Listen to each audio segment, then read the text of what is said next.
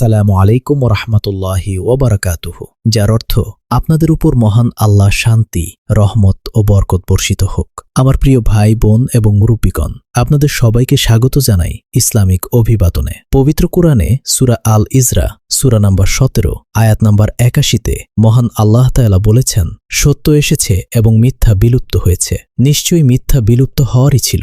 আমরা সবাই মুসলিম। আমরা আল্লাহ ছাড়া আর কারো এবাদত করি না। আমরা শুধু মহান সর্বশক্তিমান আল্লাহর এবাদত করি। আমাদের সবার পরিচয় হচ্ছে আমরা মুসলিম। আমরা বিভক্ত হব না। দিনের মধ্যে কোনো মাযহাব তৈরি করব না। আমরা সবাই ভাই ভাই। আল্লাহকে চেনা এবং তার এবাদত করাই আমাদের আসল কাজ। ইসলামের মূল দাওয়াত হল লা ইলাহা ইল্লাল্লাহ, মানে আল্লাহ ছাড়া কোনো উপাস্য নেই। একজন মুসলিমের জীবনের প্রধান উদ্দেশ্য হওয়া উচিত আল্লাহকে চেনা এবং তার এবাদত করা। রাসূলুল্লাহ সাল্লাল্লাহু আলাইহি ওয়াসাল্লাম এসেছেন আমাদের সাথে আল্লাহর পরিচয় করিয়ে দিতে। যদি কেউ আল্লাহকে বাদ দিয়ে বা আল্লাহর সমকক্ষ মনে করে নবীকে ভক্তি করে, তবে তা তাওহীদের পরিপন্থী হয়ে দাঁড়ায়। খ্রিস্টানরা যেমন ঈসা আলাইহিসসালামকে আল্লাহর পুত্র বা আধা ঈশ্বর বানিয়ে ফেলেছিল, রাসূলুল্লাহ সাল্লাল্লাহু আলাইহি ওয়াসাল্লাম তার উম্মতকে সেই বিষয়ে কঠোরভাবে সতর্ক করেছিলেন। সহিহ বুখারীর হাদিসে তিনি বলেছেন, তোমরা আমাকে নিয়ে তেমন অতিরঞ্জিত করো না, যেমন খ্রিস্টানরা ইবনে মারিয়াম অর্থাৎ ঈসা আলাইহিসসালামকে নিয়ে করেছিল। আমি কেবল আল্লাহর একজন বান্দা, তাই তোমরা আমাকে আল্লাহর বান্দা ও তার রাসূল বলো। ইসলামী শরীয়তে নবী রাসূলগণ হলেন সত্যের পথ প্রদর্শক। আমাদের জীবনের উদ্দেশ্য হল আল্লাহর সন্তুষ্টি অর্জন। রাসূলুল্লাহ সাল্লাল্লাহু আলাইহি ওয়াসাল্লামের সুন্নাহ অনুসরণ করা বাধ্যতামূলক, কারণ তা আল্লাহর কাছে পৌঁছানোর একমাত্র সঠিক পথ। কিন্তু ভক্তি যদি কেবল আবেগনির্ভর হয় এবং আল্লাহর হুকুম পালনের চেয়ে ব্যক্তির স্তুতি গাওয়ার দিকে বেশি ঝুঁকে পড়ে, তবে জীবনের প্রকৃত উদ্দেশ্য ব্যাহত হয়। আবেগ এবং সঠিক এলম বা জ্ঞানের মধ্যে ভারসাম্য থাকা জরুরি।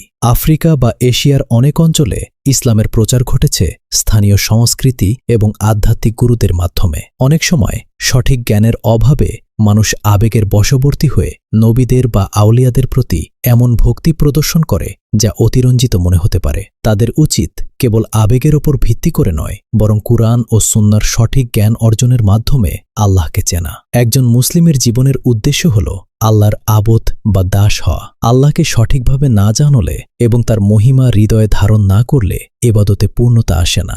ভক্তি হতে হবে রাসূলুল্লাহ সাল্লাল্লাহু আলাইহি ওয়াসাল্লামের শেখানো পদ্ধতিতে।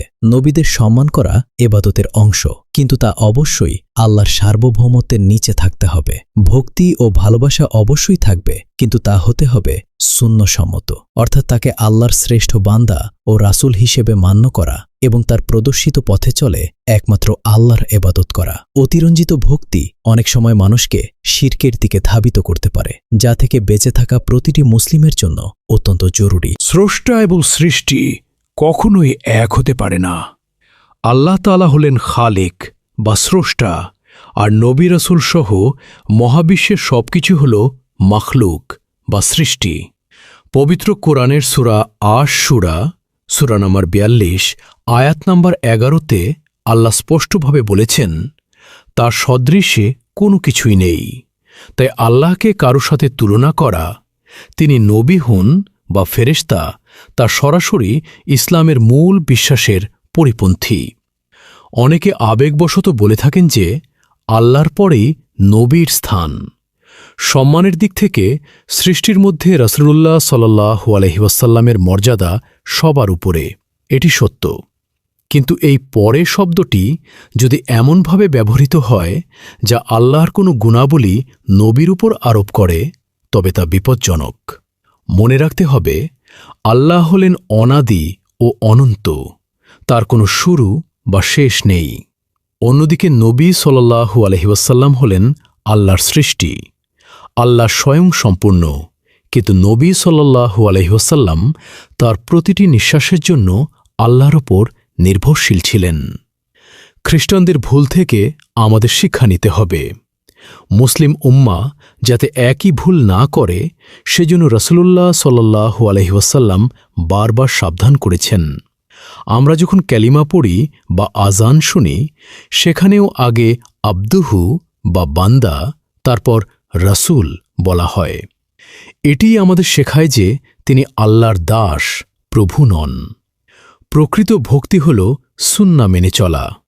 যদি কেউ মনে করে নবী সাল্লাল্লাহু আলাইহি ওয়াসাল্লাম আল্লাহর জানানো ছাড়া নিজে থেকে গায়েব জানেন, বা তিনি রোগ মুক্তি দিতে পারেন, অথবা তিনি রিজিকদাতা, তবে এটি স্পষ্ট শিরিক, কারণ এই গুণগুলো একমাত্র আল্লাহর। আল্লাহ বেমিসাল বা অতুলনীয়। আল্লাহর কোনো আকার বা প্রকৃতি মানুষের কল্পনার মতো নয়। পবিত্র কুরআনের সূরা আল ইখলাস সূরা নম্বর ১১২ আয়াত নম্বর ২তে আল্লাহ নিজেকে আস-সামাদ বলেছেন। এর অর্থ হল তিনি কারো মুখাপেক্ষী নন, বরং সবাই তাঁর মুখাপেক্ষী। আমাদের টিকে থাকার জন্য অনেক কিছুর প্রয়োজন, কিন্তু আল্লাহ সুবহানাহু ওয়া তাআলা এসবের ঊর্ধ্বে। তার অস্তিত্ব কোনো মাধ্যম বা উপাদানের উপর নির্ভরশীল নয়। আল্লাহকে কল্পনা করার চেষ্টা করা সম্পূর্ণ ভুল। সৃষ্টির একটি নির্দিষ্ট সীমা থাকে, কিন্তু আল্লাহ তাআলা সময় এবং স্থানের স্রষ্টা। তাই তাকে আমাদের মতো কোনো সসীম আকৃতিতে কল্পনা করা অসম্ভব।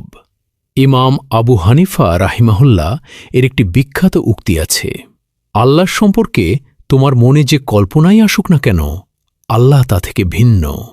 আল্লাহ হলেন আল আউয়াল বা প্রথম, যার আগে কিছু নেই, এবং আল আখির বা শেষ, যার পরে কিছু নেই। আমাদের কাজ হল সঠিক আকীদা ছড়িয়ে দেয়া। ইবাদত হবে শুধুমাত্র আল্লাহর জন্য, আর আনুগত্য ও ভালোবাসা হবে আল্লাহর সন্তুষ্টির জন্য নবী সাল্লাল্লাহু আলাইহি ওয়াসাল্লামের প্রতি। নবী মুহাম্মদ সাল্লাল্লাহু আলাইহি ওয়াসাল্লামের জীবনের বড় সাফল্যই ছিল মানুষকে মানুষের গোলামি থেকে বের করে এক আল্লাহর গোলামিতে নিয়ে আসা। আল্লাহকে আকার দিয়ে কল্পনা করা শিরকের দিকে নিয়ে যায়। মানুষের মস্তিষ্ক রূপ বা আকার দিয়ে চিন্তা করতে অভ্যস্ত, কিন্তু আল্লাহ তাআলা আমাদের কল্পনার ঊর্ধ্বে। আমরা আল্লাহকে কোনো নির্দিষ্ট আলো বা আকৃতি দিয়ে কল্পনা করলে আমরা আসলে আল্লাহকে সীমাবদ্ধ সৃষ্টির স্তরে নামিয়ে আনি। ইসলামের বড় ইমামরা বিলা কাইফ নীতির কথা বলেছেন। এর অর্থ হল আল্লাহর সিফাত বা গুণাবলী আমরা বিশ্বাস করব, কিন্তু সেগুলো কেমন বা দেখতে কী রকম তা আমরা কল্পনা করব না। পবিত্র কুরআনের শুরুতেই বলা হয়েছে, মুত্তাকিরা অদৃশ্যের ওপর বিশ্বাস করে। আসমাউল হোসনা বা আল্লাহর সুন্দর নামগুলো দিয়ে তাকে স্মরণ করাই হল সবচেয়ে নিরাপদ পদ্ধতি। শয়তানের কুমন্ত্রণা থেকে বাঁচতে যখনই মনে কোনো আকৃতি ভেসে আসবে, তখন সূরা আশ-শুরা সূরা নম্বর ৪২ আয়াত নম্বর ১১ সেই ঘোষণা স্মরণ করবেন, লাইসা কামিসিলিহি শাই, অর্থাৎ তার সদৃশ কোনো কিছুই নেই। হৃদয়ে প্রশান্তি আসে শুধু আল্লাহর স্মরণে। পবিত্র কুরআনের সূরা আর রাদ সূরা নম্বর ১৩ আয়াত নম্বর ২৮ বলা হয়েছে, জেনে রেখো আল্লাহর স্মরণেই কেবল চিত্ত প্রশান্ত হয়। এই প্রশান্তি অনুভব করার জন্য কোনো ছবি বা আকৃতির প্রয়োজন নেই। অদৃশ্য বস্তুর অস্তিত্ব যেমন আমরা মানি বাতাস বা মাধ্যাকর্ষণ শক্তির মতো, তেমনি এই মহাবিশ্বের সৃষ্টিজগত দেখেই স্রষ্টার বিশালত্ব উপলব্ধি করা যায়। ইসলামে মুরাকাবা বলে একটি বিষয় আছে, যার অর্থ হল আমি আল্লাহকে দেখছি না, কিন্তু আল্লাহ আমাকে দেখছেন। নাস্তিকদের জবাব দেওয়ার ক্ষেত্রে বিজ্ঞান এবং যুক্তির ব্যবহার গুরুত্বপূর্ণ। মহাবিশ্বের এই বিশাল শৃঙ্খলা, গ্রহ নক্ষত্রের নিখুঁত কক্ষপথ, বাতাসের চেয়েও বড় কোনো প্রমাণ কিনা তা তাদের ভেবে দেখতে হবে। যদি মানুষ কেবল বিবর্তনের ফলে সৃষ্ট বস্তু হতো, তবে তার মধ্যে মায়া, দয়া বা ন্যায়বোধ থাকার কথা ছিল না। কিছুই না থেকে কখনো কিছু আসা সম্ভব নয়। শূন্য থেকে শূন্য ছাড়া অন্য কিছু জন্ম নিতে পারে না। তাই আমাদের অস্তিত্বই প্রমাণ করে যে আমাদের একজন সৃষ্টিকর্তা আছেন। একটি মোবাইল ফোন বা সফটওয়্যার দেখলে যেমন আমরা নিশ্চিত জানি এর একজন নির্মাতা আছেন, তেমনি আমাদের ডিএনএর মতো জটিল প্রোগ্রামিং প্রমাণ করে যে এর একজন মহান প্রোগ্রামার বা স্রষ্টা আছেন। মানুষের ভেতরে ইনসাফ বা বিচারের যে আকাঙ্ক্ষা থাকে, পরকাল না থাকলে তার কোনো অর্থ থাকে না। এই পরম ইনসাফের তৃষ্ণায় প্রমাণ করে যে একজন মহা বিচারক আছেন। পরিশেষে বলব, ওয়া আখিরুদ্দাওয়ানা আলহামদুলিল্লাহি রব্বিল আলামিন। আল্লাহ তাআলা আমাদের সবাইকে সঠিক আকীদার উপর অটল রাখুন এবং শিরক থেকে বাঁচিয়ে রাখুন। আমরা যেন শুধু এক আল্লাহর ইবাদত করি এবং রাসূলুল্লাহ সাল্লাল্লাহু আলাইহি ওয়াসাল্লামের সুন্নাহ মেনে চলি। জাযাকাল্লাহু খাইরান। कुदरत तेरी जमीन व आसमां में शान तेरी, रहमत भी तेरी मगफिरत भी तेरी। सुब्हानल्लाह या अल्लाह ला इलाहा